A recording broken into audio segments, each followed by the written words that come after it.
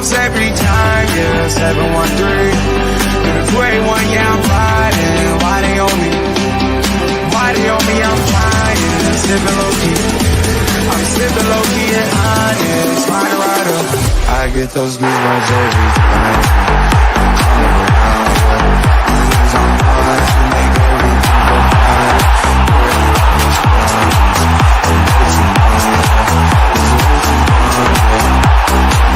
I get those goosebumps every time.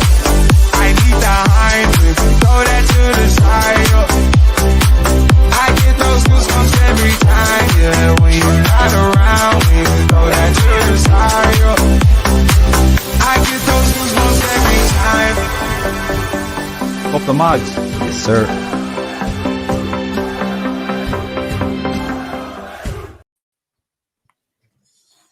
Good evening, everyone. Welcome to Loaded Mag NUFC. The away days big match preview is back. And of course, tonight is a special because not only is it Man City at home at St. James's Park, there's been some news today that we're going to get into, no doubt about it. And got the boys with me, Daz, Chris. How you doing, fellas? Office boys unite today, isn't it? Yes, I was in the office today. I know Chris was in the office during the week as well. But but forget about all that. I want to talk about this association party transactions. And is it a victory or is it not? Because there's a lot of question marks, and it depends who you believe. But hopefully our guests have a bit of inside information. You never know. Chris, how are you? Oh, good, mate. Yeah, nursing a bit of a sore calf. I took a absolute belter in footy before. My own fault because I stuck a leg out and the lad just went right through me. So yeah, sore calf. But other than that, I'm good. And like you say, has there ever been a more eagerly anticipated away days than this? Because I can't wait to get into these APT announcements, which hopefully are imminent.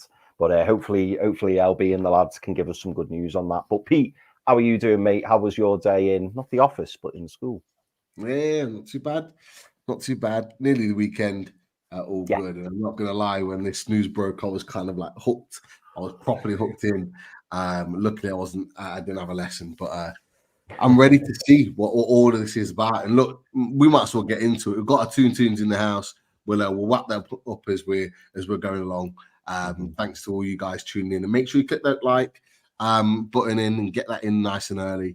And of course, thanks for watching us and tuning into the show. But we'll get the man in.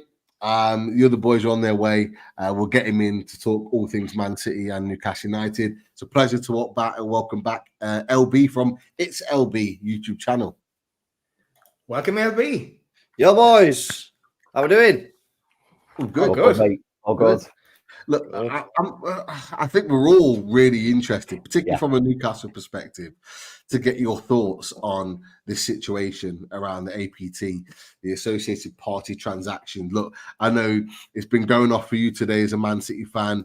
You've been putting streams out, you've been putting tweets out, you've been all over the shop because it has been massive breaking news. But as we do on Loaded Mag, we'll give a little bit of a storyboard and then we'll get your opinions, fella, on all this. So look, it broke from the Times, a kind of joint effort. Matt Lawton and Martin Ziegler reported that Man City have appeared to secure that potential significant victory in the legal battle for the arbitration along with the Premier League.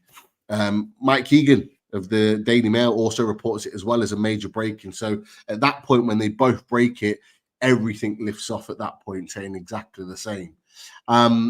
At this point, everyone's going mad. Opposition fans have got tears.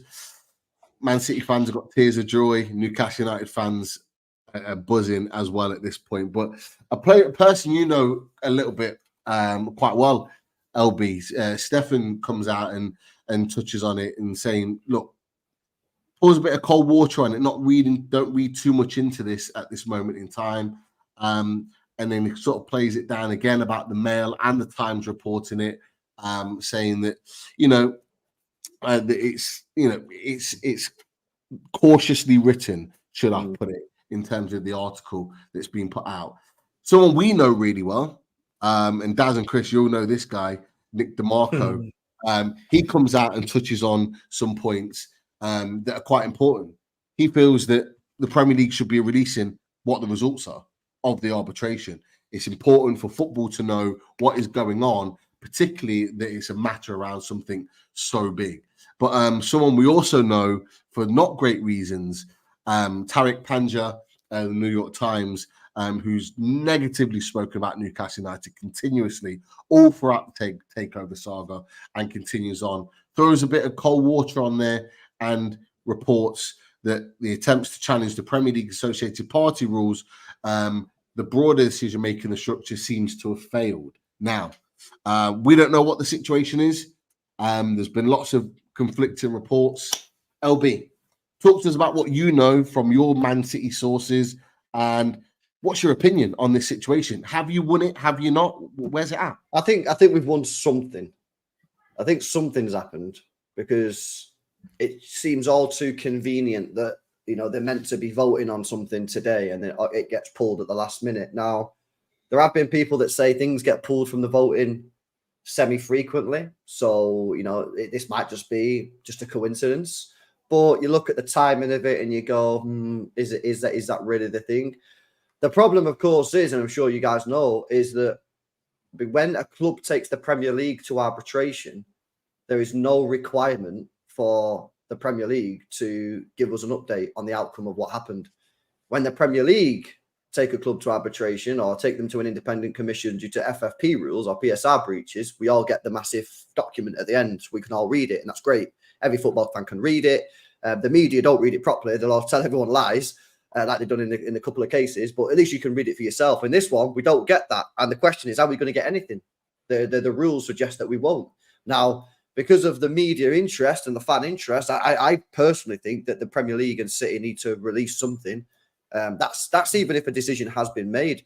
But my views on this is that City have probably won something. The question is it substantial? Like Martin Ziegler at the Times was reporting, like Mike Keegan was reporting at the Daily Mail, or is it actually something minor, like Tariq from is it New York Times or whatever, like he was saying. So we don't know, unfortunately, and it's ridiculous. You know what I mean? I think everybody, we need to know, as City fans need to know, the wider footballing fan base needs to know. We need to know what's going on. You know, like you said, Nick DeMarco, I saw that tweet, retweeted it earlier on. He's absolutely spot on. It's ridiculous that we are not allowed to find out what the situation is. And you know, Stefan spoke about this as well on Twitter. Like, you don't have to tell us the full thing. Like, if you want to redact some stuff, if it's commercial or whatever, feel free to redact the stuff. But you've got to give us some sort of idea of what's going on. I mean, we don't even know if a decision's been made.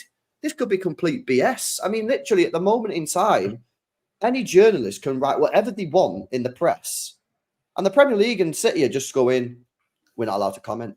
Well, what are we doing here then? Like, I mean, so if I just write an exclusive now and say City have got a gigantic win, there's going to be no one there to be able to disprove it because no one's saying anything.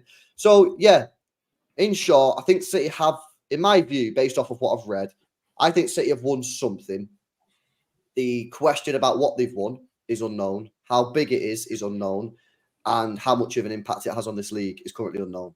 So that's not helpful, but until City and the Premier League, and it's the Premier League's rules, so this is really on the Premier League, until the Premier League decide to tell us what's going on, we simply don't know.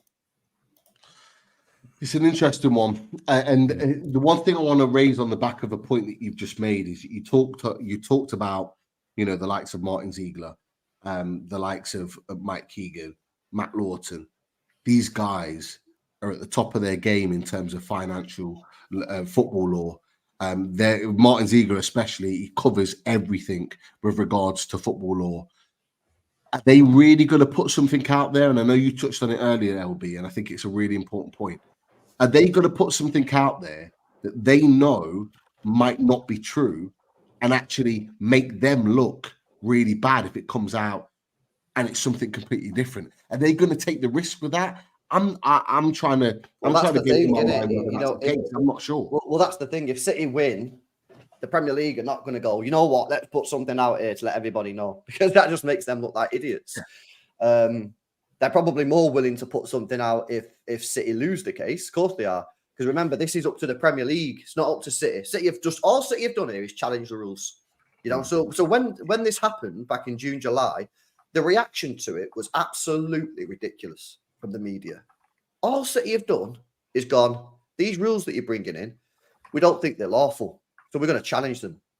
That's all they did. You know what I mean? And that seems to me a very reasonable thing. If a football club doesn't feel like rules are lawful in the country that we're in, they should be able to challenge them, you know? And that's the situation. You get me? So for me, yeah, this is on the Premier League. The Premier League need to tell us what's going on here. But if, like you say, if City have secured a big win, which I still don't know if they have, they're probably not going to want to be publishing that, are they? But we're going to know if City have got a big win because, like many people have said, if there is a big win, then the rules need to be changed, and we're going to have to get a new Premier League rule book. So that's why everyone's just on the Premier League website now in the rules section, just spamming F5. Because if they release a new rule book, you know, City have got a big win. So far, that's not happened. But how long could we be waiting for a rule change like that to be implemented? Well, it depends what's happened. Again. I mean, if the thing is that the Premier League are not just going to scrap it and go, you know what, we're lost, that's it, get rid of it. Even if City win the thing, they're going to try and bring in a new one and they'll just word it differently.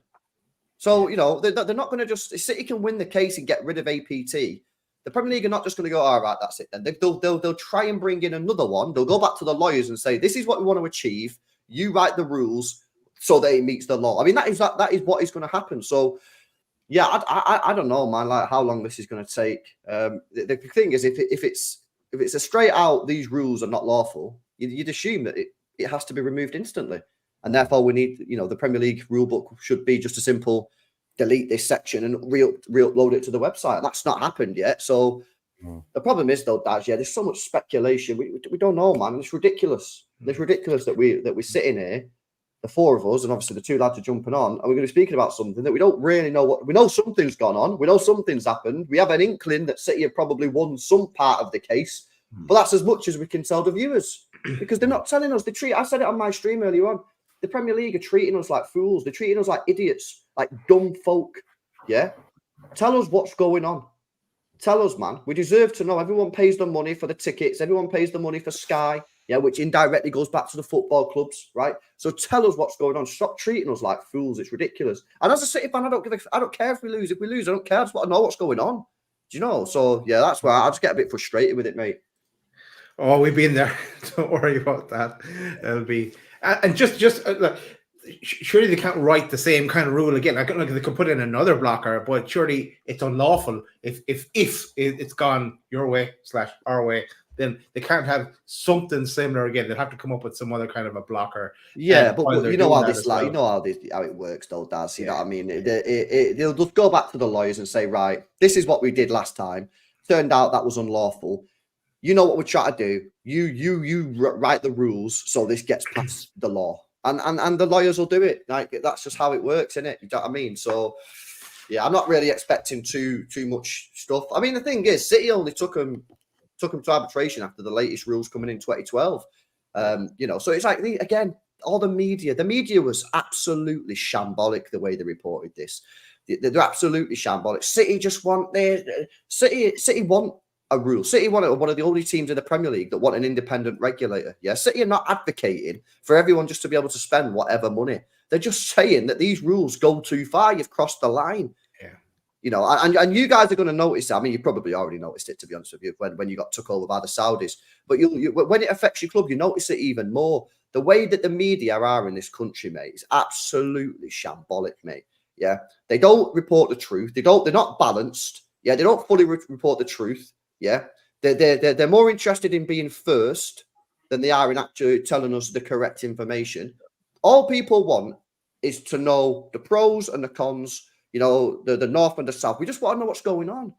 No, tell us the good, tell us the bad, and we'll make our own decision. But we're not allowed to make our own decision, man. You know what I mean? Because we're dumb guys, and that's the way the cookie crumbles. It's stupid, man. Honestly. This isn't new, though. The way the media have treated this, it's not new. No, it's of course it's not. It's just the fact that social media now is so big. It's such a pool of news. Like before, you go back 10 years, everyone was looking at the yellow ticker on Sky Sports News. Nobody even watches it now.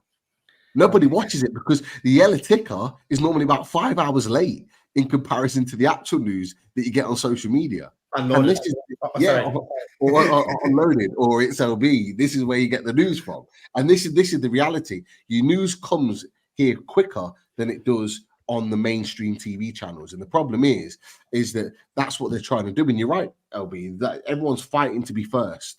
Everyone's fighting to get their information out there first, whether it's true or not. They don't care. They're just trying to get it out there first because they get all the traction, whether it's true or not. They can rehash it and make it sound close enough later on down the line, but as long as they're first, that's all that matters to them. But it's absolutely right. But like Chris, I want to get your thoughts on this because obviously, not had a chance to properly have a chat about it since it's broken. Daz and LB have had their opinions on it. Like, where do you sit on this situation, knowing what we know now? Where's your head at? Yeah, I suppose. I mean, I did laugh when LB said that the Premier League, they need to come out, they need to say something because it just brought back all those takeover, all that takeover time. When we're waiting for the Premier League to come out, be a responsible, organisation, someone who's credible and who can come out and just be honest with people. So that doesn't surprise me in the slightest. I think it's interesting what LB's been saying, in terms of results and what the outcomes will be. Because for me, I mean, if something's unlawful, it needs removing immediately. And I agree to the point where he says that, they will probably bring something in. They'll bring something in order to counteract it or, take it down a new path. The only thing that gives me a little bit of hope is the fact that could well take time. Now, if something's unlawful and it's wrong and it shouldn't be in there, it should be removed ASAP. Now, are they going to have time to rewrite something? Are they going to have time, to put these new rules in place? It wouldn't surprise me if the ruling has happened and if it's gone in City's favour and it is unlawful and it needs removing. It wouldn't surprise me if, it got removed, but then they they followed it up with new rules. But that, for me, is going to take weeks, months. And with the January transfer window not that far away, maybe ourselves, City, Chelsea will all be looking at this and thinking, right, there's an opportunity here. There's a little window here where we can, actually get these sponsorships through the door, bring this money into the club, and then they bring out these new rules, and then we'll have to, play by the new rule book. So for me, it just feels like a window of opportunity, and I just hope, that City do win this case, and I hope there is a little reshuffle. How much time there will be in between, those rules being removed and the new rules coming in, I don't know, but I hope it's sufficient and I hope it's enough to benefit ourselves, and not just us, but other clubs as well. There's loads of clubs out there who've got, rich owners who want to be able to invest in their club, and they're currently not allowed to do so. And we've all got to toe the line. And we've all got to kind of play by the rules of the big six, and we've all got to build our revenue and bring money in naturally, organically. And it's like, well, yeah, but that's going to take 10, 20, 30 years. So anybody wanting to invest in a football club is looking at this and thinking, I don't really fancy knocking around for 30 years. I want to come in, spend my money, and try and compete. So for me, Pete, that's kind of where I am. I'll be keeping an eagle eye on it, like I'm sure we all will. And I just hope that, the right decision happens. That's what I'll say. I sound very politically correct there, don't I? But I hope the right decision is made. But yeah, I'll write it for them, Chris, if they want someone to write it. I've been done in 2 minutes. Yeah. We got another Man City guy in, and Jack Grealish. Do not worry. You one of your other boys is in the house. So welcome in Martin from the Mancunian Way. How you doing, Mark? Yeah, Martin. Evening. All good. What what real City fan on? I let you and LB battle that one out. That's for sure. But look, it's a pleasure to have you on, mate. Look, you come at the perfect time because we've just all had our opinions on the associated party transactions. We've shared our thoughts. We've done a little storyboard reminder of the news that's come out. Where's your head at? Obviously, we've seen the reports from Matt Lawton, the likes of Martin Ziegler. We've seen Stefan's opinions on this as well. We've seen opinions against it, saying that Man City haven't been successful. Where are you at? How do you see it? It's a difficult one. I don't think it was ever meant to come out in the public domain. as like a big result thing. It is only leaks that were going off. I think Stefan's probably right what he's saying. It'll come into when we see the Premier League rule book get changed.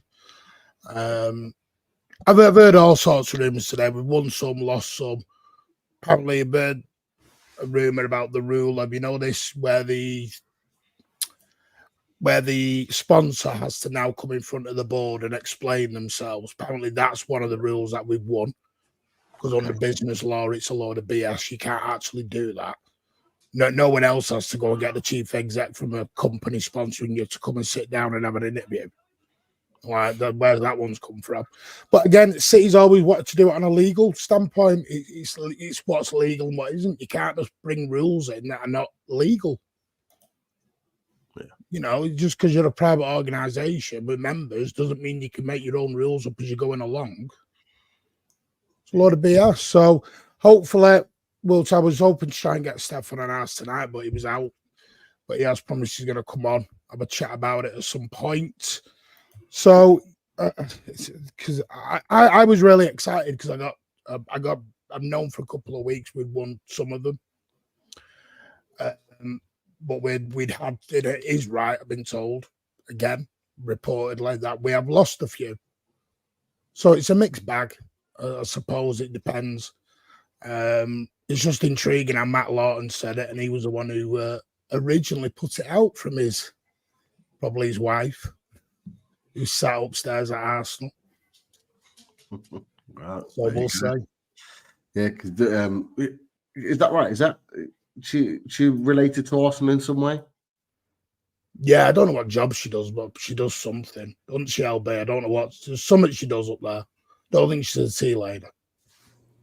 Yeah, I think one of them is it Matt Lawton? Yeah, Matt Lawton's wife. Yeah, one of the wives is like on the board, isn't it? At Arsenal. That's what I mean. So that just adds to the point that we were talking about earlier. Is that why would say, for example, it is Matt Lawton? I'm not sure. We're not 100% sure. Why would he put a piece out like that, knowing that his wife's on the board at Arsenal and is probably likely to know what the information is? Let's be real about it. The clubs will know. Yeah. They'll get information. Yeah, all of them will know now. They'll all know. Of course. So this goes back to my point, is that why would they put their reputations on the line potentially by putting something out knowing that it might not be the case? Now, it could well fit into your point that you both raised, Martin and LB, that that you might have won some of them and not all of them. But if they're talking about significant successes, which is what the initial breaking news report was, then they've got to be some of the big ones that are going to make a difference to the likes of Man City. And of course, we benefit as well from it, from Newcastle, surely.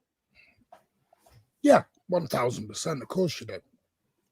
I think Stefan's always said this has always been more of the ATP doesn't even affect City so much. It's more of a Newcastle thing than it is a City thing. And we know why the ATP was brought in. It was to stop you boys. You ain't got a lot of money, so you stops you going to Saudi to go and get, Benzema on loan or something like that. We all know why it was brought in. We're not stupid. And I know the Premier League and its clubs and chief execs treat the fans like we're all thick, and we don't know what's going on. Of course we know what's going on. But this is the thing, I've always said it, I was sat on the hill with it. It was never a public thing to come out.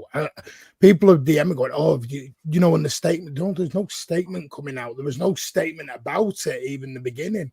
It was a leak originally from Matt Lawton.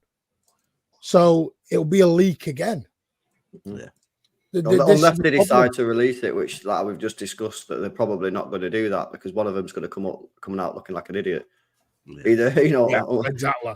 The Premier League, if they get beat, are not going to be wanting to put out a statement saying, "Hi everyone, just wanted to let you know that we lost, again." You know what I mean? Like we lost against Leicester and we've lost against City. Oh, and by the way, we're currently in a 1-1-5 battle with City. Like hopefully we don't lose that one again. And likewise, if City lose everything, City are not going to agree to put it out. You know what I mean? So I don't think we are going to get told. I think it's going to be a case of just wait for more leaks, which is ridiculous. Let's see if the rule book change, which is ridiculous, and then we've got to connect the dots.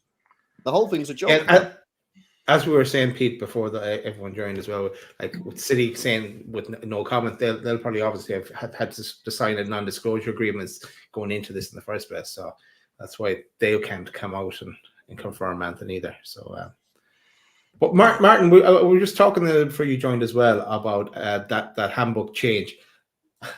How long could that potentially take in your eyes? I don't know, because I don't know. No, The trouble is it something you can do at any time? Is there a window to do it in? I don't know. Is it something they're going to say can only be updated in January? This is the problem, because we're only dealing, like LB's just hit the nail on the head. We're only dealing with leaks. Yeah. The trouble is we're all guessing. Might change tomorrow. They might say no because I'm surely if they're changing rules, won't they all have to go into a meeting and ratify all this with the chief execs down in London or wherever they do these? Not if they're just removing a rule. If they're changing the rule, then yeah, maybe. But if they're just removing it, then you'd imagine. But again, we don't know. Is it a removal of a rule or a rewording of a rule? Well, a removal of a rule suggests that you have completely smashed the APT thing, and I just don't know if that's happened. We're basically taking shots in the dark. Yeah. And this is the problem. Are we giving the Premier League too much credit here? Because we would expect, and Stefan talked about it and he tweeted out about it when it all sort of broke out. We would expect an immediate rule change, but let's not forget the Premier League don't want this to be changed. So are they in the position where they could string it out as long as they possibly can? Are they waiting till the next meeting with the owners, which is when it could be October? No, I don't think so, bro. I don't think so, because the problem is, right, so this rule book now, this is what governs the league, right? So if a Premier League club, and say it's been removed, say City won the case, right, and APT's been removed, which I don't think is going to happen, but let's say it gets removed, and a club now has signed or has a sponsorship lined up. What does the club do? Because the club has to go by the rule book, and the rule book's telling them that they have to go through this APT thing. Oh, but it's been removed. Well, if it's been removed, why is it still in the rule book? So for me, I think if City have won and the APT's been removed, I think they have to remove that immediately from the rule book and instantly update it on the website by uploading the new. I don't think they can wait. I don't think they can wait until they just decide to do it at a later date. You're talking about an organisation who can't even get a statement right, and they have to retract it in 5 minutes. Yeah, no, I know they get a lot of stuff wrong. But if City have won, I mean, it's not hard to go into a PDF file, delete a rule, and then save it, and then upload it back to the website, because effectively that's what they'd need to do. Yeah. Again, LB, are we giving the Premier League too much credit? I don't know. Maybe we are. Basically saying they've got a brain here. I'm not going to lie. I'm going back to what we went through. You guys obviously go through it with the arbitration and the other charges as well as a separate entity. But look, I'm going back through, Daz and Chris, you'll know this, with the Premier League going back through that takeover. 18 months of absolute hell to try and get that through. And very interestingly, and we watched it live, boys. Was that the arbitration when it was live? Case. So the cat case. That was what it was. The cat case. We watched that live. Popcorn. Proper popcorn. For what? How long was that on? For a couple of hours, I think it was. Yeah, it was brilliant. Brilliant. After that the Premier League almost caved in at that point, because they knew Newcastle United were going to go to the next step, and they didn't want it to, because all of the information, all the emails, everything over a 3-year period would have been released. We know that's why the takeover went through. We know why it was pushed through. Well, this is the thing. This is the problem that the Premier League have got now, Pete. They reckon last year the Premier League spent £50 million on legal fees, right? And all the Premier League clubs are now moaning about that, because that's coming out of the Premier League pocket, which goes to the Premier League clubs. And this is what I said to Martin on a stream that we did a long time ago.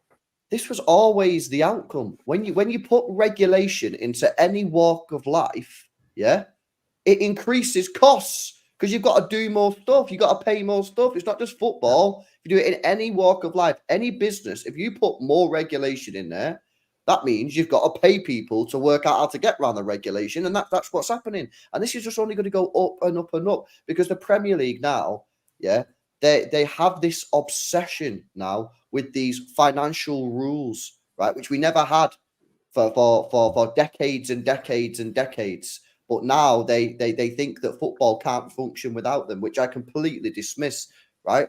And this is what's going to happen.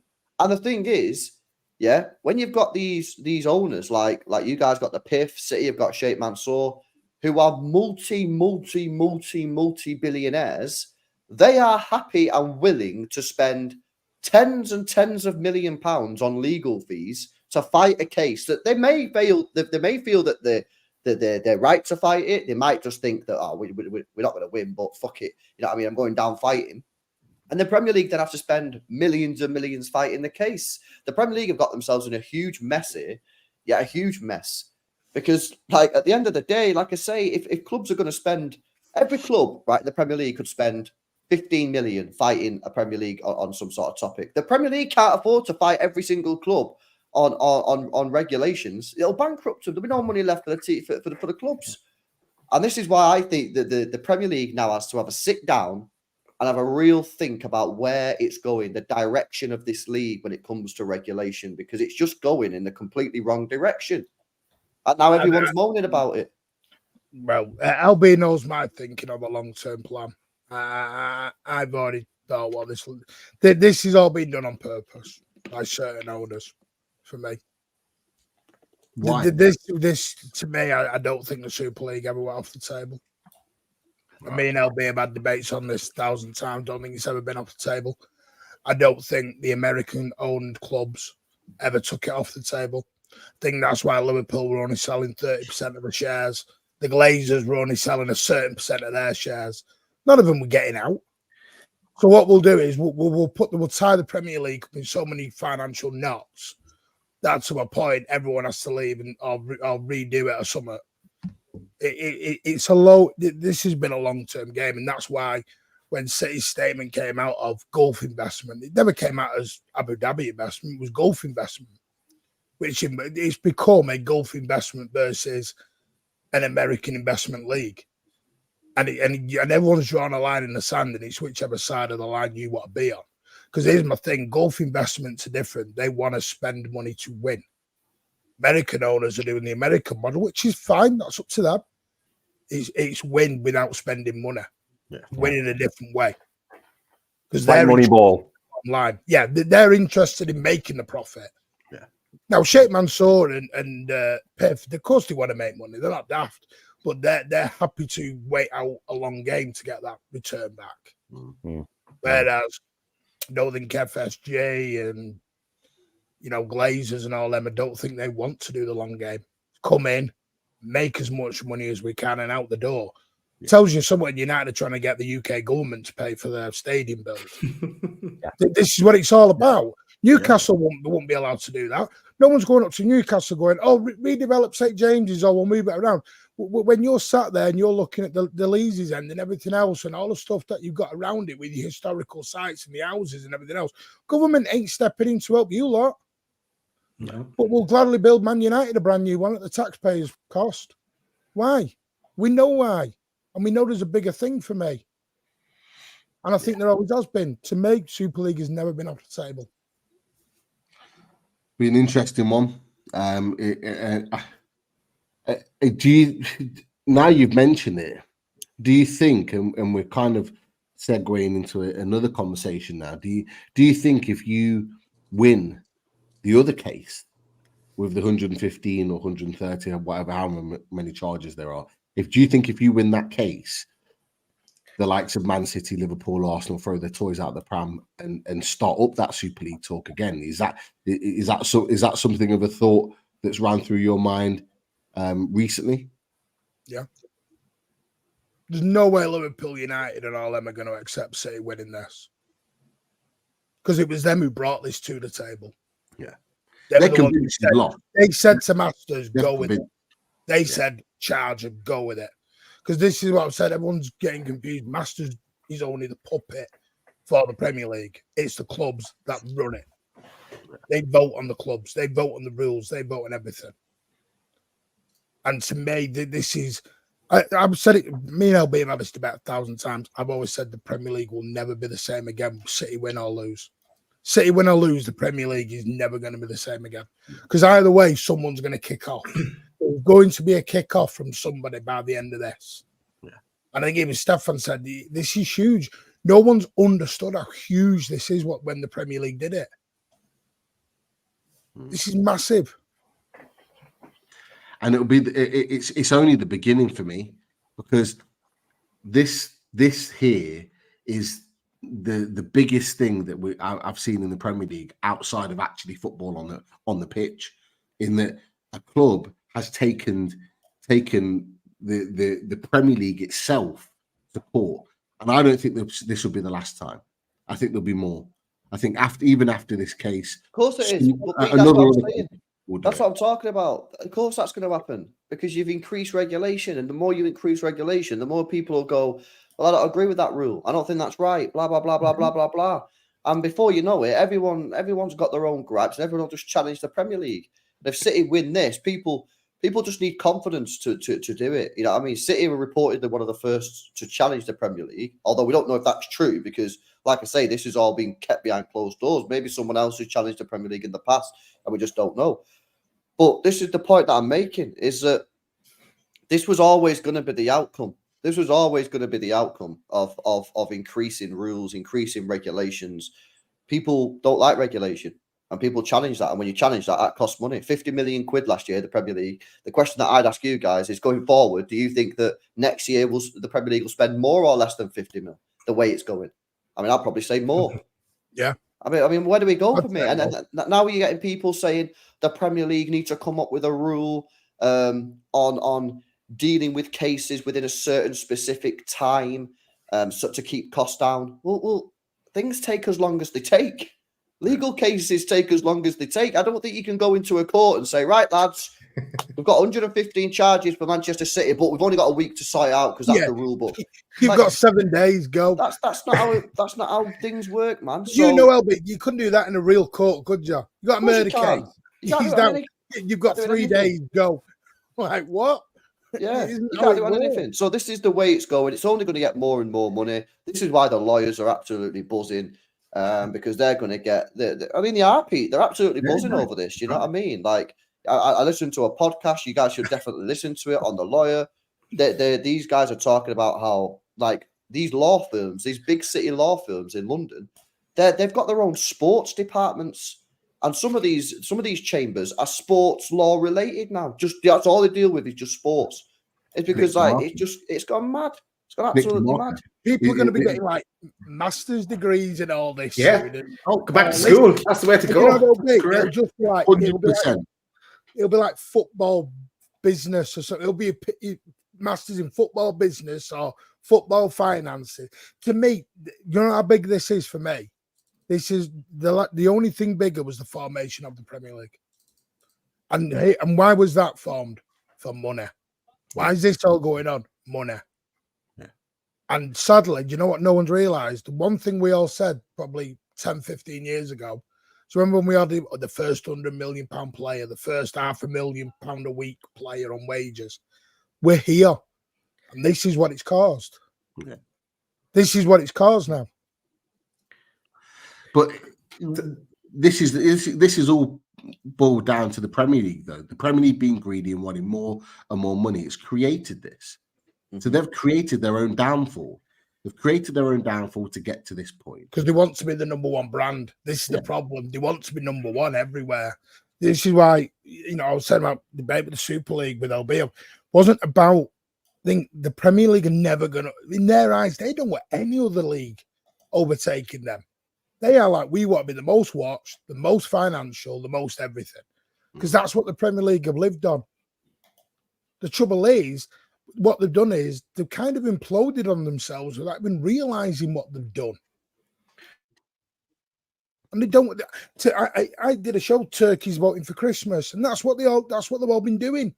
Because United, Arsenal, and everything else were too busy trying to stop Manchester City 5-10 years ago. Let's vote all these rules in, and now what you get is you get a transfer window where no one does anything anymore. Yeah. That transfer is this what we wanted the Premier League to be? That one in the summer was an absolute joke across the board. And you'll get it again in January. It's a joke. Last January wasn't great either.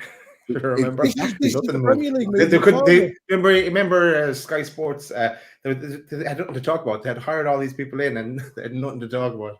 It was just a joke. and that would be pissing them off. That's why Sky Jim Sport- White left. He saw it coming down the road. Jim White did one. Sky Sports and the Premier League are like that. They're interlinked. They're massively interlinked with all the matches on TV. The amount of traction Sky Sports get with this transfer window. They have shows out of their ears every day. Transfer update. They've had nothing to talk about. They must be pissed, and they must be saying to the Premier League, if you're a top level executive of the Premier League and your biggest source of interest is through transfers, you'd be saying to the Premier League, you need to sort this out.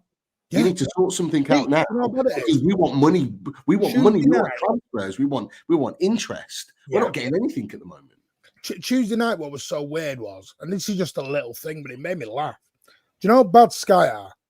Sky introduced a brand new channel on Tuesday, Sky Sports Plus. No one knew anything about it. They all went City on Sky Sports Plus.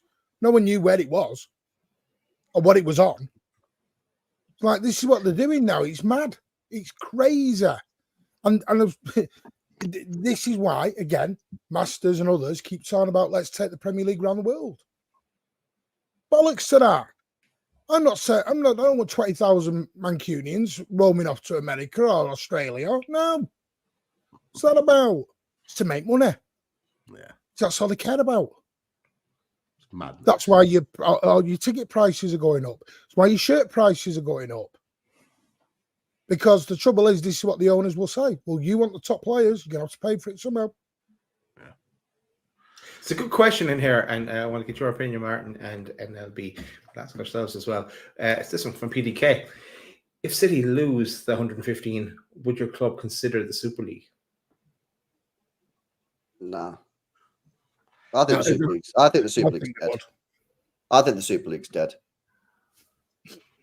Personally, I think it's dead. The UEFA Champions League is now the Super League. It is literally a league.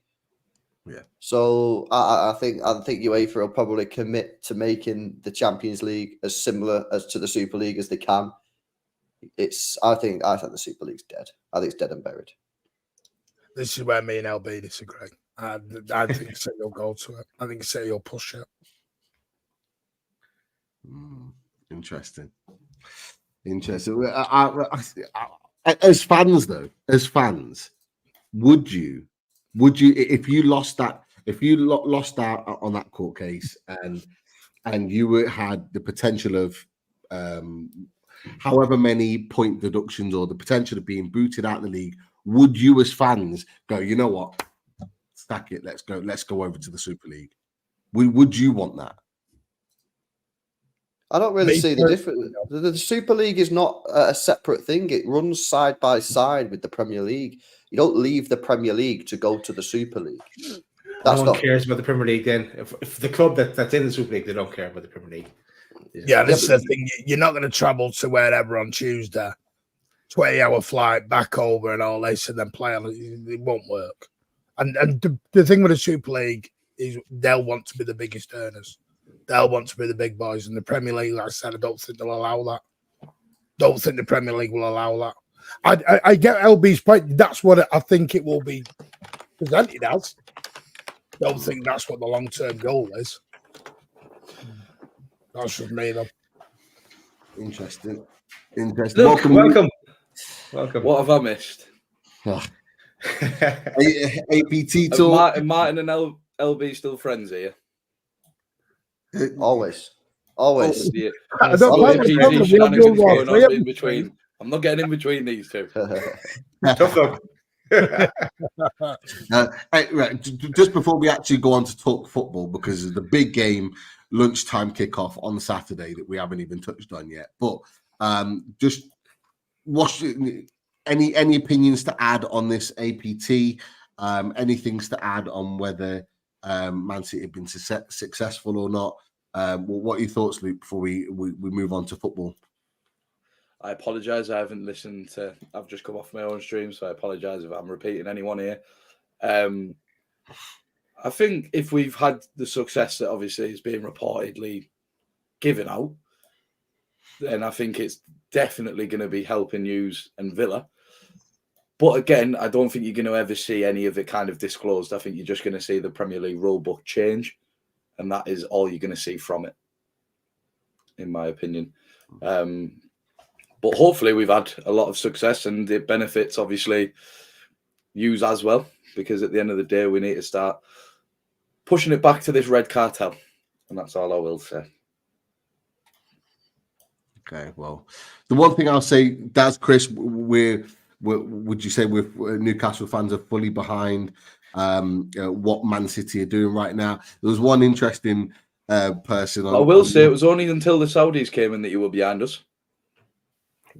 Yes. Yeah.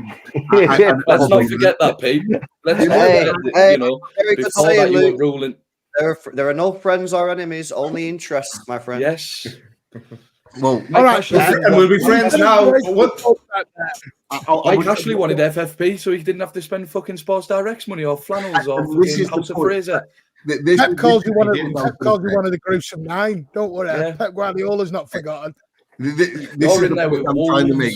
Don't put this on Newcastle United fans. We were just worried about getting to 40 points. Okay, in terms of the Premier League meeting, I 110%. How the tables turn when you're fighting for top 4 from relegation?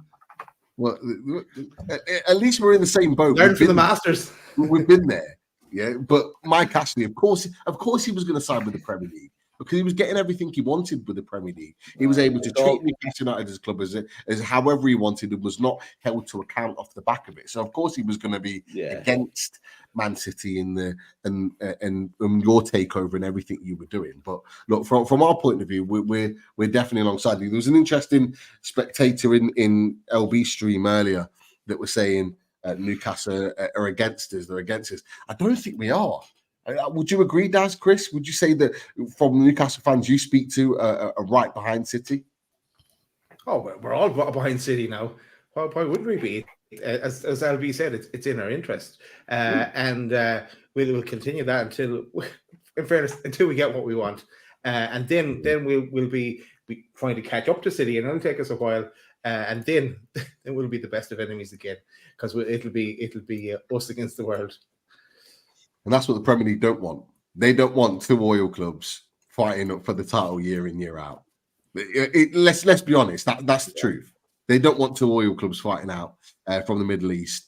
They want an Arsenal. They want an American club, owned club, that Man United, for example. They want Man United back up there. You look at the media outlay that they put on there. They always have to find a narrative to talk about Man United. Gary Neville does it very, very well. He always brings Man United into every conversation, even when there's no need to bring them into a conversation at all. That's because he can't talk about anything else. Well, possibly. Except politics. Yeah. But it's one of those things. But look, I'm sure we'll continue talking about it as we continue on. But let's talk about the football. 2-2 draw against Arsenal.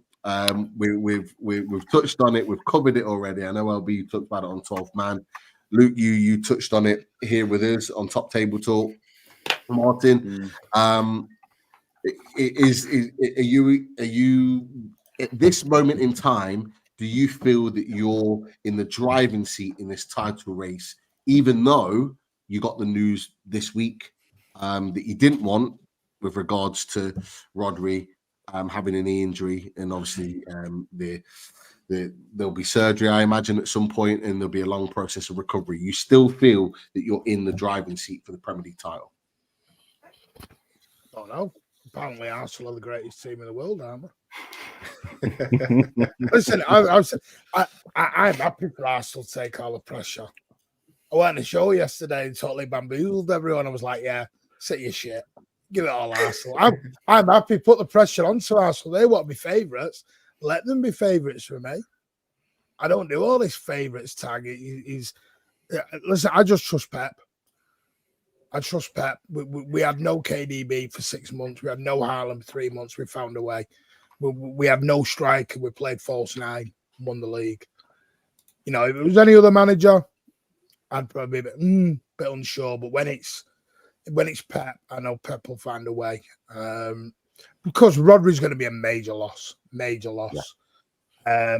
What we don't know is how long he's out for, because I've been told he's seen 4 different doctors and they've all given 4 different opinions on what his injury is. Never mind, we know it's an ACL. It's what type of an ACL it is. Apparently he's going to go and see one of the best surgeons in the world, get the op done, and we'll see. And hopefully, we'll wish him a speedy recovery. But we've got Kovacic, we've got potential people what see Gabardio go into that role. There are many options we can use, I suppose. I'd be more worried if Haaland got injured.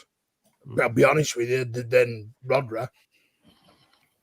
If Haaland was out for 6 months, then I'm a bit concerned. Rodri, I think will be a miss, but I do think we can get around it. I think Kovacic started the season on fire. It's whether he can do it for 38 games. I look at the fixtures up until January. They're pretty nice, apart from 1 or 2 dodgy ones, but we have got a nice set of fixtures now. And then we'll see what we need in January. But we'll see if we do things. There's whether we go after Zubimendi.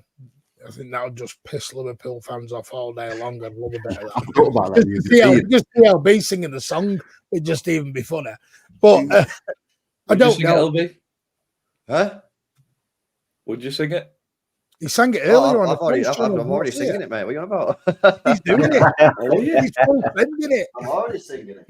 Yeah, I'm on the you're singing, my dancing. Could be a good act, that. And you've got my good looks. Christmas number 1. You think that, man?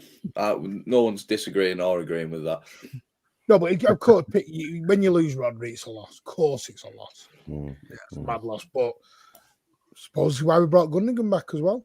But no one's ever talked. We've still got Ilkay Gundogan to come in, who could do that role. Yeah, fair play. Can you afford to lose anybody else now? You mentioned about you'd be more worried if Haaland got injured. Haaland has history of picking up injuries throughout the season. So does De Bruyne.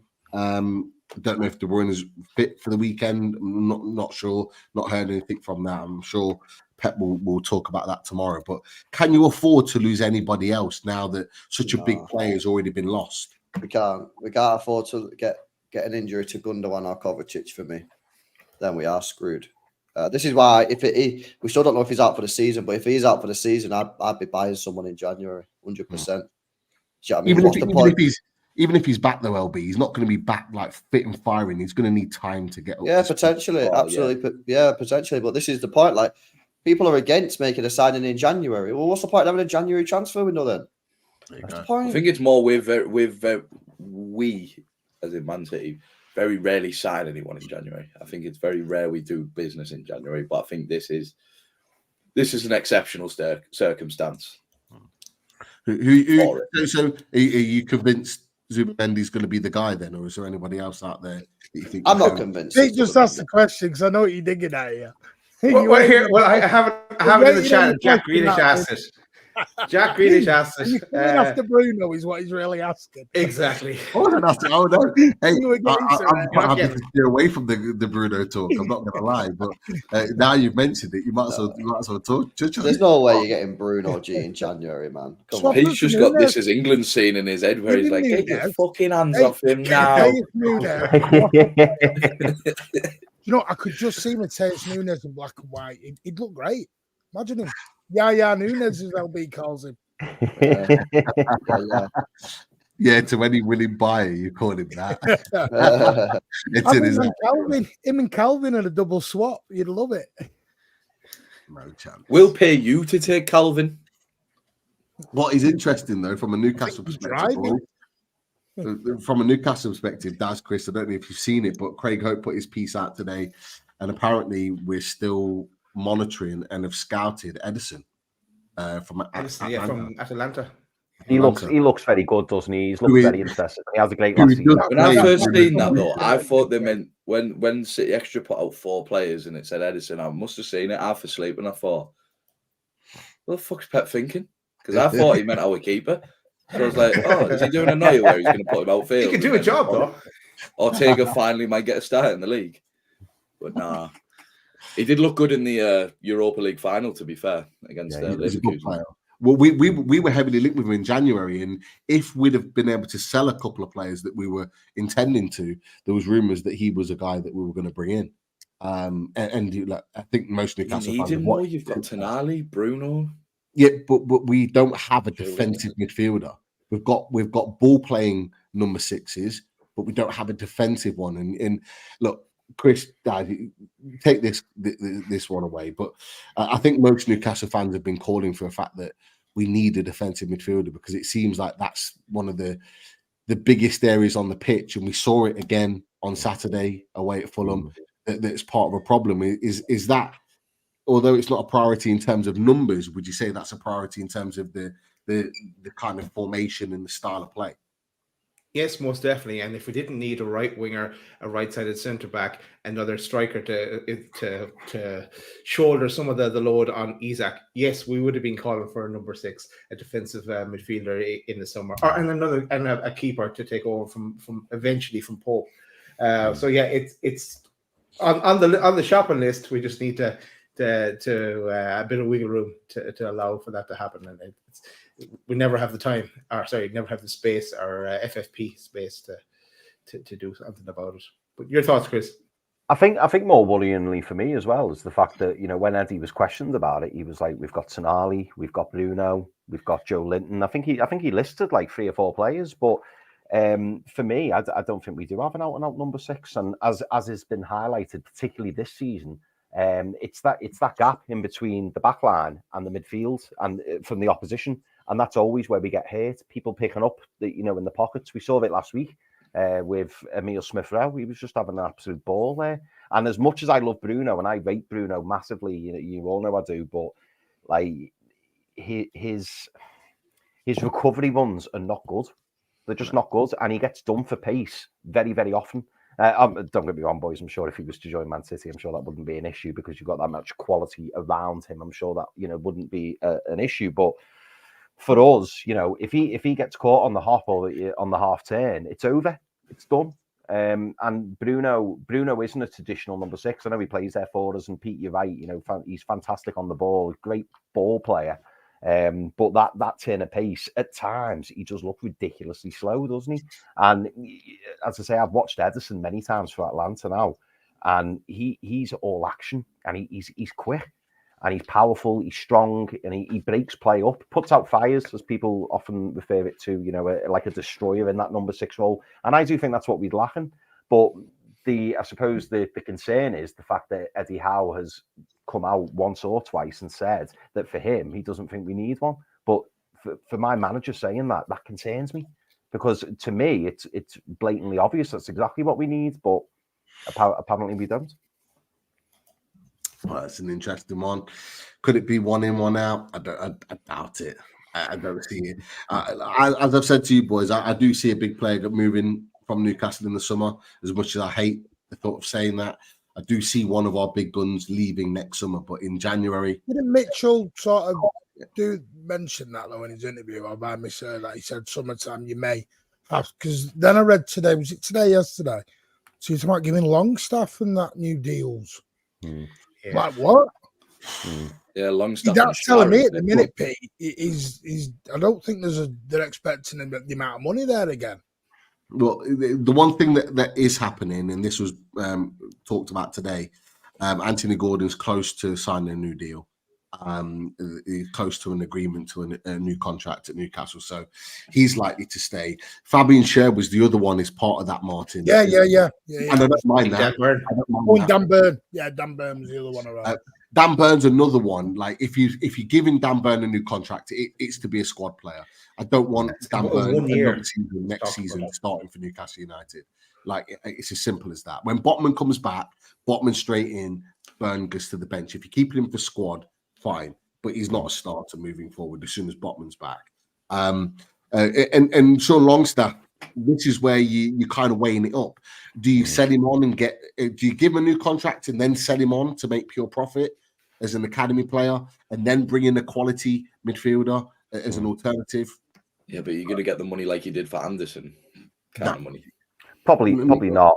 It's. I suppose you're right though, Pete. It's about whether or not it's worth the risk. You don't want to go out and give him a 5, 6, 7 year contract because then you're in trouble. But if you were to give him, say, a 2 or 3 year contract, give him another 6, 12 months, and then you sell him on, you're hoping that a lower Premier League club comes in for him and goes, "Oh, we'll give you 15, 20 million for Longstaff," and you go, "Okay, yeah, brilliant, thanks." And that's the gamble, isn't it? Because this is what Arsenal did with Nketiah and Reece Nelson, then they struggled to get them off the books. So yeah. This is what the PSR has done. It's created these situations where clubs don't want players just to walk out on a free transfer anymore. So they'll give a player a contract. But the players are not dumb. They know what's going on. So they say, well, I'll sign a new contract because you don't want me to leave on a free, but you got to put my wage up. So then this is exactly, and then this is why Arsenal ended up paying £100,000 a week for Eddie Nketiah and Reece Nelson, because the players are not stupid. The agents know what's going on here. But then the problem is if they don't perform in the very limited minutes they get, because they're not first team players, then obviously it's hard for other clubs to then come in and say, oh, we'll spend 25, 30 million on a player that's hardly played. So again, another consequence of PSR rate. The players get richer. And then LB, you've got the problem where you've put in like an Eddie Nketiah, obviously it worked out well with Palace, but you've got Eddie Nketiah on 100 grand a week, and the clubs that would potentially be interested in him are going, well, we're only going to give him 40 grand a week. And then Eddie Nketiah is looking at Arsenal and going, well, nice little payoff for me, and then I'll go. And then so then you're forking out to get rid of him. Exactly. Arsenal would have subsidised those wages in order to get him out the door. They'll be paying him additional. No, I think Eddie Nketiah's gone permanently, hasn't he? No, he has, but it can still happen. He will say, "I'll go on a permanent to them if you subsidise my wages." So if you, it's almost like if you, did you just know Reece Nelson's on loan? They give him a payoff, Luke. They pay him out the back door. Yeah. So he might be on 60 grand a week at Palace, but they'll be paying him the additional 40 to match up to his 100 that he was earning at Arsenal. And Arsenal they just do it in one bulk payment at the end and go, right, that's 100%. But you're right, LB. This is the problem. You can't afford to let pure profit players from the academy leave for free. PSR has created that now, whereas you could just let a player go because they weren't good enough. Now you're having to hold on to players because they could actually be worth something with PSR. And even if Newcastle get 10 million, 15 million with a new 2-year contract that they give Longstaff, that's more in PSR than anything else. And that's the thing. But look, just before we get to predictions, I just want us to put our lineups out. And LB, you'll know this from the tactics board, so I'll drop it up on the screen for you to see. Boys, this is still going on Loaded Mag. Yeah, of course, still going strong. What's your lineup then? No Rodri, maybe no De Bruyne. We'll find out tomorrow, I imagine. I love the way you've got Wilson Esbrand on there, Pete. I love that. Prepared. Full squad, bro. Professional. Wilson Esbrand don't even appear on the City ones. Full squad, bro. Have you got Jacob Wright and everything on there as well? If he was in the full squad, bit of pressure now. Bit of pressure. Yeah. No, he doesn't have him. The full squad is when it was done, as the time of writing. This is what it was. But what's your lineup then? What are you going for? I imagine you go for Edison in goal. Yeah. Kyle Walker nowhere near the team, please. Thank you. Thank you. Someone agrees. Oh, shut we'll up. We'll do predicted 11. So that line will probably be Rico, Akanji, Diaz, Gavardio. I think the lads will agree on that. Nope. Martin won't agree with Walker. He'll want Walker in. Do you know what it is? I don't want him to play, but I think Pep's going to play Walker against Newcastle. Oh, we'll get cooked again. He's already been a player for 3 goals in a week. I'm not saying. It's Pep in it. Fast wingers, Rico disappears and Walker appears. Right, that's not really working out very well right now. Nor did it work out well last LB, year. I'm not disagreeing with you, but I'm trying to put. You got to look at Pep. No way. Rico's got to play. And he will play. Midfield, then go on, Martin. You do the midfield, and then Luke can do the attack. I'm going cover. Cheers, I think he's playing cover. Yeah, I agree. Well, I hope so, because there's no Rodri. Yeah, no, because someone will say Gundo, won't they? Could say Gundo. Yeah, I agree with Kovacic. Okay. And I'm going to go. Do you want me to do all the midfield? Yeah. Luke has the obvious choice at the end. I'm going to go Phil Foden. I've got the safe one. I can't be wrong. What Foden is like an attacking mid or an Foden is onside? the 10. Okay. And I'm going to have Gundogan behind him. Ooh, I disagree. But A bit okay. like this. Just before you say who, LB, A bit like this. Yeah. is it anyone who played on Tuesday night? I don't think so. I can't remember the fucking team. Fair enough. I mean, you did a watch along, so I know. I hope you remember. No, my memory's dead. You know what, Martin? I play Kovacic and Bernardo, and I wouldn't play Gundogan. It's the Bernardo thing, LB. And I knew you were going to say Bernardo, but does Bernardo just for the energy? I play Bernardo in the middle for the energy and have Kovacic and Bernardo. I know, Yeah, but your argument looks slow, like sluggish. I agree with you on Walker. He's out of form, but then you've got to say the same about Bernardo then. Yeah, but Bernardo shouldn't be playing right wing anymore, man. He should be in the middle. That's been my opinion. I play Kovacic and Bernardo Silva, but yeah, it could well be Kovacic and Gundogan. And we don't even know if De Bruyne's fit. Like, we'll find out tomorrow. We don't even know if De Bruyne's available. Oh yeah, if De Bruyne's available, that's what. Well, he might. Does he go Foden and De Bruyne? I would. If De Bruyne's available, I'd just go both of them. Just go for it. 2 hours later. This is what happens when you got a 24-man squad. It's what happens when you get depth. There you go. Yeah. And they're all class, to be fair. What are you going on the wings then? Am I taking the risk on this one? Say it. You might not get cooked. Savio on the right. Obviously, Erling Haaland up top. And I'm going to go. I hope I know left. who you.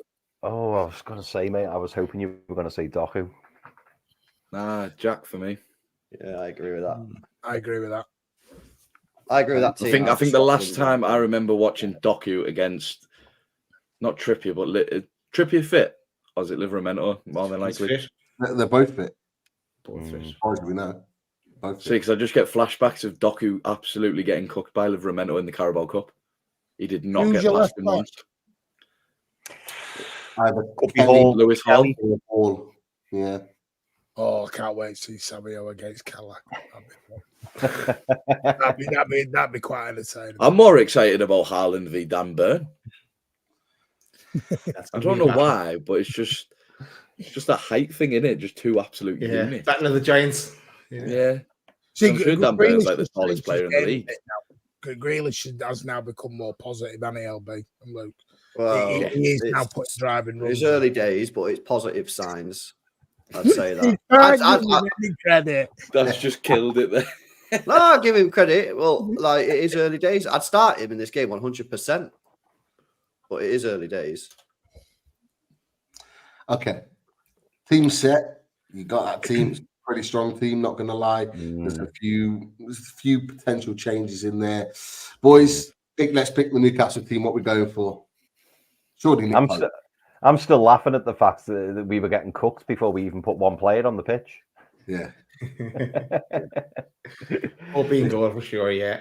What do you think about Pope so far? Do you think he's had a good start to this season? Because he looked like he had a stinker against Fulham. Yeah, it wasn't great against Fulham. He made some good saves though as well, and he's had a lot of practice since the start of the season. I'd say he's come across a lot of shots. We talked about it on the reaction show. There's doubts over his shoulder, there's doubts to diving onto the left, and yeah, he should have done better with was it the second goal that Fulham scored? Yeah, it was a howler. It was an absolute howler. But then he almost like he made up for it with a save. He had no right in the second half. So he has been very much like that, hit and miss with regards to that. But yeah, right. Let's run through this because we're near the end of picking a team, and then we'll go straight to predictions because I know a number of us have got to jump very, very soon. So, Pete, I was going to say do what the City boys did. Pete, do you want to do the goalie in defence and then Daz midfield me up front or whatever? Yeah, fine. Yeah. So the team that I think will start the game, Livramento at right back, Fabian Schär and Dan Burn through necessity. And left back, I am going Lewis Hall. I think Lewis For pace. I just think for not even for the pace, because Lloyd Kelly is probably faster than Hall in my opinion. But I actually think it'll be we're at home. I think Eddie Howe's going to want to get forward and get attacks down this side. He's going to want to get support for whoever plays on this wing. I'll let Chris talk that through. But yeah, I just think it's going to be a massive test for him. But he's used to playing big games, but playing up against this man here is going to be a big test for him. He's going to have to be defensively very, very sound. But I think he'll be selected for what he does here and here, personally. But yeah, that's my defensive line. Are you going to be able to stop Haaland, though, Pete? Sorry? Are you going to be able to stop Erling Haaland? Honestly, LB, even if Botman was fit and firing and playing, I think it would still be difficult anyway. And Botman's had some good battles against Haaland and kept him out a few times. But look, Dan Burn. We don't know what type of Dan Burn we're going to get. Like some days, I just feel like with them two centre halves, they are very temperamental. Yeah, they're going to have to do a job on Haaland. It'll be very much what we'll see in the game, particularly if you're transitioning from deep. It'll be very much Dan Burn will go and attack, and Shaw will just sweep. He'll just sweep anything up that goes off the bat. So you'll probably find in this sort of position that Dan Burn goes and attacks the ball with Haaland, and Shaw will be in and around here to mop anything up behind, and that's what they'll do. There'll be a very distinctive role and job for these two to stop him. And even then, it's going to be difficult. Look, how do you stop the best striker in the world? You can't. You can minimize his opportunities, but can you stop him? That's the big question. I think these three have got a massive job on their hands to keep Haaland out because he's obviously going to be your main goal threat. But there's you know as well, Pete, it's about stopping the supply as well, and that's where I've got the concern. I'll just keep looking at Phil Foden there, and I will probably touch on it in a bit. Yeah. But it's that Roman attacking midfielder, deep number 10. That's the issue, because Bruno. Well, I'm assuming Daz may pick Bruno, but that's going to be the issue for me. I think that's where we're going to struggle. Well, that's where he killed us at the Etihad last season. Yeah. Just finding pockets here and here, picking up that space that was in and behind the midfield, in behind Bruno. That's where we struggled. And then even in that game at St James's, De Bruyne found the space and Bruno. Foden was in this little spot. He came out. De Bruyne went in there and did exactly what Foden was doing before. But Daz, what's your midfield, mate? What are you going for? Okay. Midfield, Bruno in there, number defensive midfielder there. Then for me, it's Tonali on the right and J7 on the left. J7 to kind of nullify them a bit, and once we're kind of behind the cash, he's the kind of player we kind of need in that. I think we talked about it. It could have been off air, but we need Joe Linton in there for against City. But I wouldn't be surprised either if Tonali's on the bench and Longstaff is in there, just to kind of add more defensive cover there. But that's what I'd start with. Tonali, Joe Linton, and Bruno. And also leaving Willock on the bench as well to have that option if we were to go one behind, to mix it up a bit and bring Willock on instead of Joe Linton. Yeah. Tonali is a big plus in there. Joe Linton needs a game. He needs a big game. He hasn't played well this season at all. Yeah. But since the first game of the season. Yeah, absolutely. Go on then, Chris, front line. Yeah, I think it'll be Anthony Gordon starting on the left. I do hope it's against Kyle Walker, boys, but we'll have to wait and see. I think, through the middle will definitely be Alexander Isak. Yeah. The right-hand side's a difficult one for me. And by the way, boys, I agree with the rest of the lineup that you boys have picked. So do critique me if you think I'm wrong. But I've just got a weird feeling he's not going to start Barnes on the right. I think he's going to want someone who's doing the running. I think he's going to want someone who's going to come back and defend and help, because against this Man City team, you need all the help you can get, don't you? And I just wonder whether he might go for a little bit more pace. So Guardiola does like to roam forward as well, doesn't he? And set things up. I don't know. I've got a weird feeling, gut feeling. I think he might start Murphy.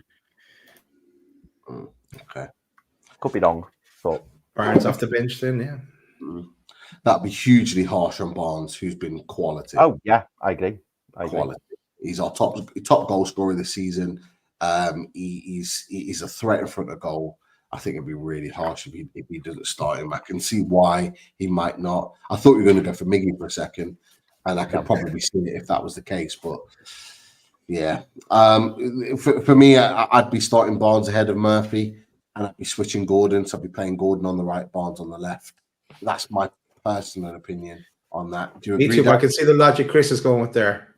I can. Yeah. Having off the bench then too.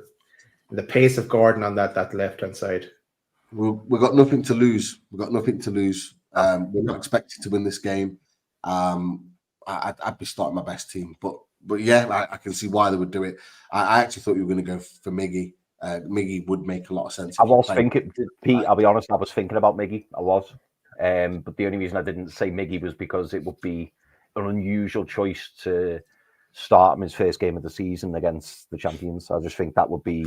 And he's creating a bob for his own back, isn't he? Because then if we get absolutely bounced everywhere, everyone's going to go, why did he start Miggy? Why didn't he start Barnes? At least with Murphy, he's got a few minutes under his belt. Yeah. Okay, well, there's your team. There's your teams out there, potential teams that what could be had. I think we're probably about there with the Newcastle one. Interestingly, a few players could change with the Man City related team, but there's some interesting battles in there. Tonali in the midfield would be a massive plus. Livramento and Grealish, Haaland. How do you pronounce it? Savinho. Savinho, yeah, Savinho. I think it's Savinho within Brazil and then Savio outside, but everyone's getting towards Savinho. Burn and Haaland, Isak and Akanji. You boys worried about Isak? You worried about him? He hasn't played great the season, but obviously he's turned up against you boys before at certain games. You worried about him? He's a good striker, isn't he? I mean, he's one of the best strikers in the league, one of the best strikers in Europe. So on his day, he's a top player.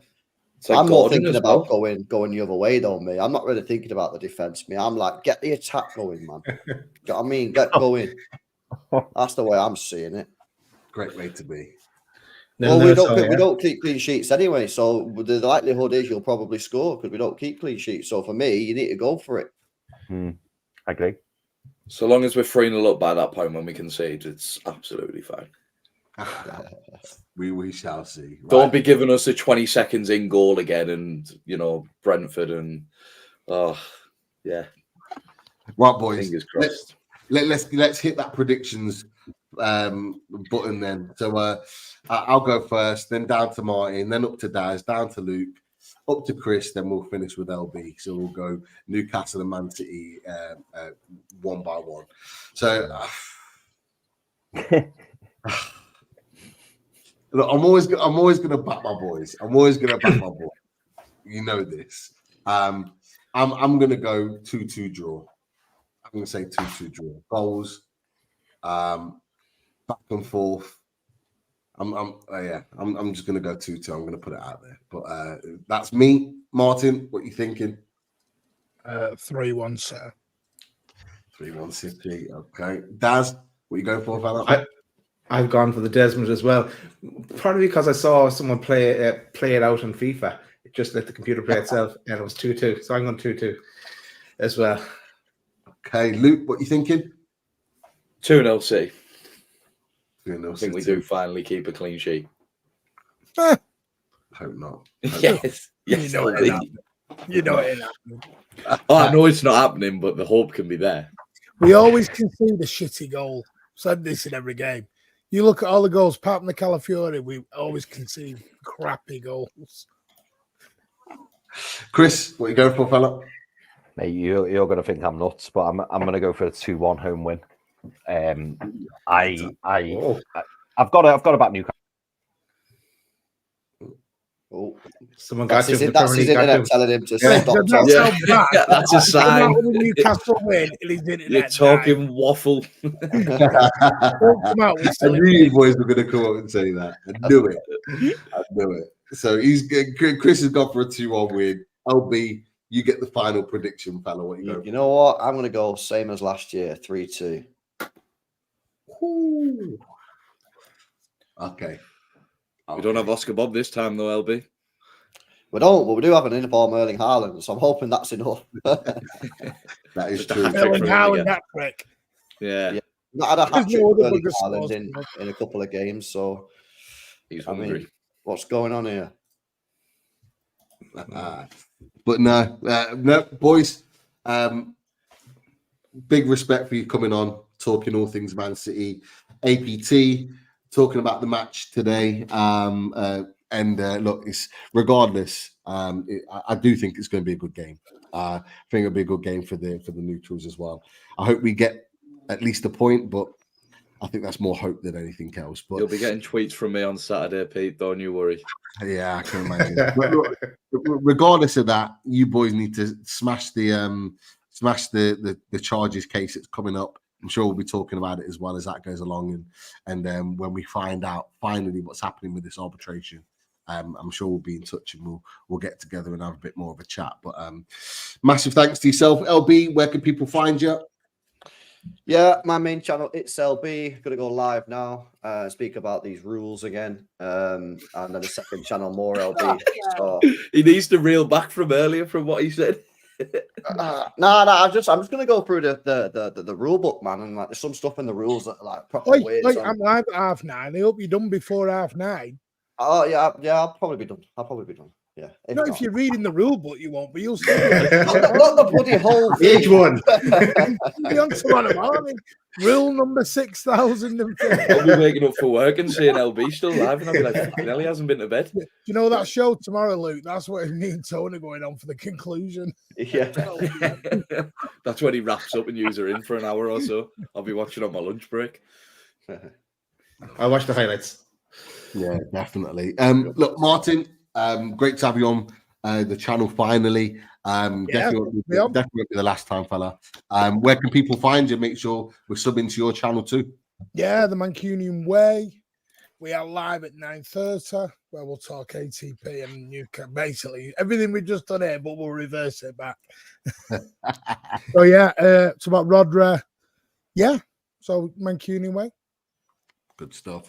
Make sure you go and watch that, and make sure you go and watch LB's channel as well. And Luke, where can people find you? Yeah, on YouTube, City Luke TV, as it says in my name there. No more Feed the Goat, which some of your viewers may remember from a long time ago. It's mad to see the growth you've had since then as well. So fully deserved. I think back then it was like 4K subs you were on, and you have grown from strength to strength. So it's lovely to see. And keep it up. And yeah, just City Luke TV. We're nearly at 1K subs. I think we're something like 50 odd away now. So if anyone wants to help and contribute to that, it would be greatly appreciated. Get on it. You know what to do. Go sub to Luke and LB and Martin. Go sub to all these guys. Top guys know their stuff as well about football, and they'll be back on the channel, no doubt, before then. And make sure you sub to us. Got a lot of City fans in the house. Make sure you give us a sub as well. Show the love there, and we'll be working together and collaborating, I'm sure. But look, we're out. We're out. The preview's done. Now it's about the boys delivering. Can we deliver? Can we cause an upset? That is the hope. But more importantly, aside from football, can City win this arbitration to allow Newcastle to be up there and challenging you boys? Yeah, to flex. That's the word. To flex. Finally have a big stake in the oil Classico. Hopefully not, according to Martin. Martin wants us to lose the case. What? Whoa! Well, why are you starting that? Like 2 Why are months? you opening this can of worms? Is we're about to wrap, man? We're about to wrap. What? No. Tune in next time. Do you know, he's been waiting. He's been like a snake in the grass. He's sat low like that for 45 minutes, and then he's gone, right, 1 minute in, let's go. Love it. Right, boys, we're gonna wrap. Take us home, fella. Yeah, so look, we'll be back for the reaction show Saturday evening. We'll see you then. And I guess thanks to the lads. Make sure you subscribe. And I suppose the last thing to say is, how'd you like that? Good night, everyone.